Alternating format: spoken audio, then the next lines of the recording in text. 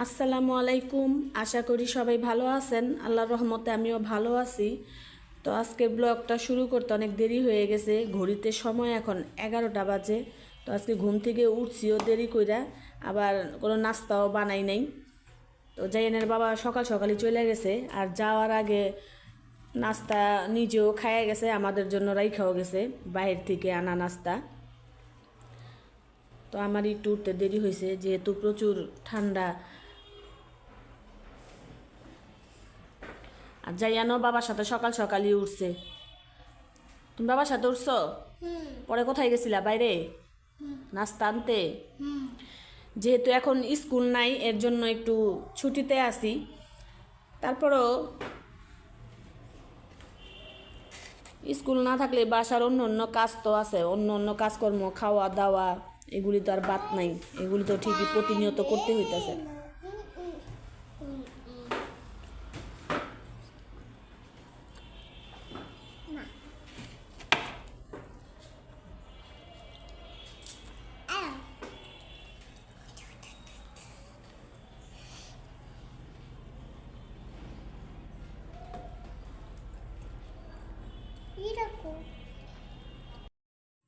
টুকিটাকি বাজার আনা হয়েছে। তো কি কি আনা হয়েছে দেখি। সর্বপ্রথম এখানে আনা হয়েছে মাছ। এটাই মাছ, মলা মাছ। মাছগুলো অনেক বড় বড়। এখানে মানে আধা কেজি মলাই মাছ। তারপরে আছে নুডলস, চা পাতা, দুধ, শুকনা মরিচ, হ্যান্ড ওয়াশ। এদিকে কি পেঁয়াজ, 1 কেজি পরিমাণ পেঁয়াজ।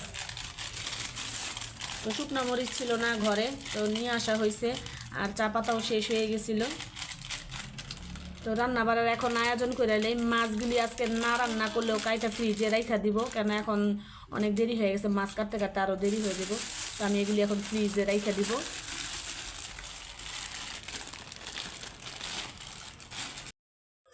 রান্নাঘরে চলে আসলাম। তো আমি এখানে সবজি কাইটা নিছি, পটল, বেগুন, আলু। আর এখানে রুই মাছ নিছি। রুই মাছগুলি এখন ভাইজা নেই। রুই মাছ দিয়ে, পটল দিয়ে, বেগুন দিয়ে ঝোল তরকারি করব। এই একটাই তরকারি রান্না করব, আর কিছু রান্না করব না, কারণ কালকে যে পুঁইশাক রান্না করছিলাম চিংড়ি মাছ দিয়ে, ওইটা অনেকখানি আছে। তো রান্না করে নেই এখন। মশলাটা মাখায় রাখছি, শুধু ভাজবো।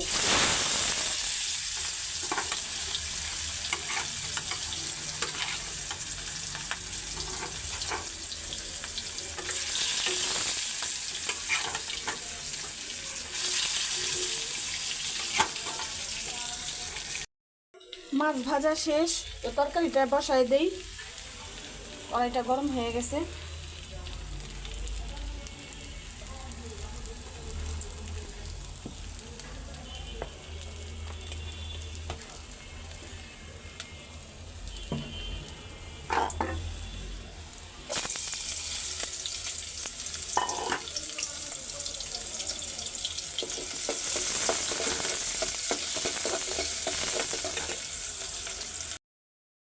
তরকারিটা কষানো শেষ। তো আমি এখন ঝোল দিয়ে দিব এখানে।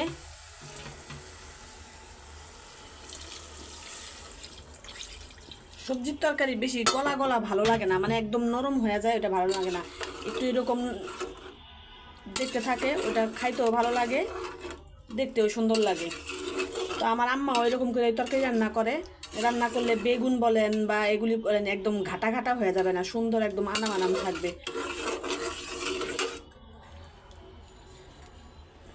একবারে মাছটাও দিয়ে দিব ঢাইলা।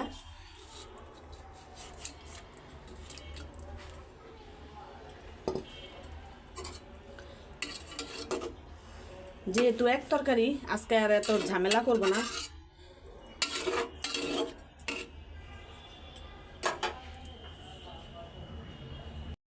তরকারিটা হয়ে গেছে, আর একটু শুকাইলে নামাই নিব। তো কালারটা এত সুন্দর আসছে, জানি না ভিডিওতে কেমন আসতেছে, কিন্তু অনেক সুন্দর একটা কালার আসছে তরকারির।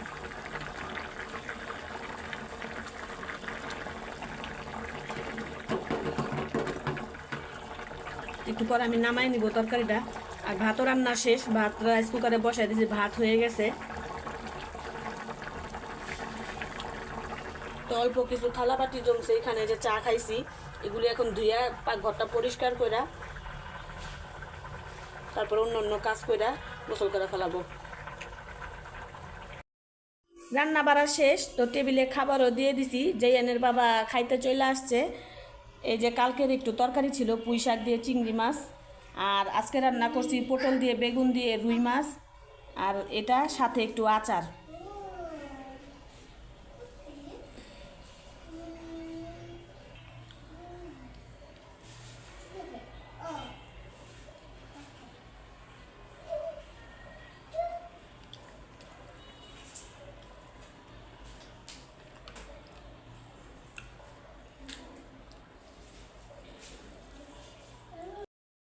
তো জাইয়ানের বাবা খাওয়া শেষ, আমিও খাইতে বসলাম।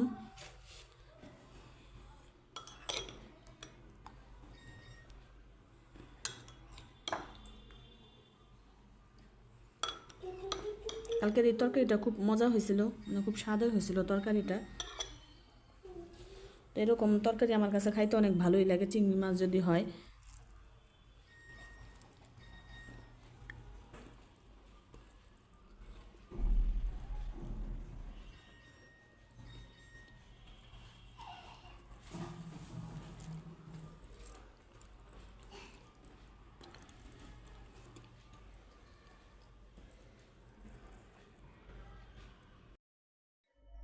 তো আমি যে আচারগুলি বানাইছিলাম, তো এই আচারগুলি হয়ে গেছে।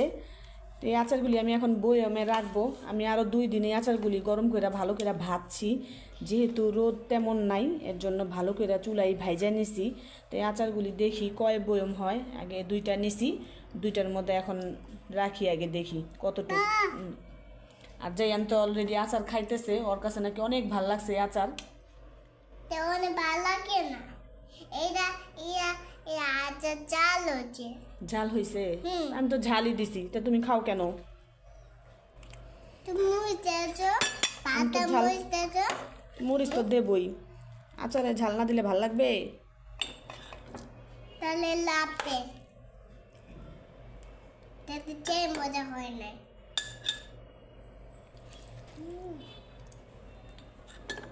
তুমি আটা পিঠে মেটিয়া দেখাচ্ছা, তাহলে একটু পরে খাবো। তো আচারগুলি বয়মে ভরা শেষ। এই যে 3 বয়মই হয়েছে, যেহেতু 3 কেজি জলপাই, 3 কেজি জলপাই 3টা বয়ম, 1 কেজির বয়ম এটি, ট্যাঙের বয়মগুলি 1 কেজি করেই, তো 3টা বয়মই হয়েছে 3 কেজি আচার। তো আমি উপরে হালকা করে একটু তেল দিয়ে দিছি, কেন যেন উপরে যাতে নষ্ট না হয়ে যায়, এর কারণে একটু তেল দিয়ে রাখছি। তো আচারের ঘেরানে পুরো ঘর মই মই মই মই করতেছে, মানে আচারের এত সুন্দর একটা ঘেরান, সরিষার তেল। তো এই আচার আপনি 3-4 বছর সংরক্ষণ করেও খাইতে পারবেন যদি এইভাবে রাখেন। আর মাঝে মধ্যে যদি রোদ দেন তাহলে তো কোনো কথাই নেই, অনেক বছরই খাওয়া যাবে এইভাবে রাইখা, নষ্ট হবে না। তো আজকের ভিডিওটা বেশি বড় করব না, সবাই ভালো থাকবেন, সুস্থ থাকবেন। আর আমার ভিডিওটা যদি আপনাদের ভালো লাগা থাকে অবশ্যই লাইক, কমেন্ট, শেয়ার করবেন। আল্লাহ হাফেজ। আল্লাহ হাফেজ।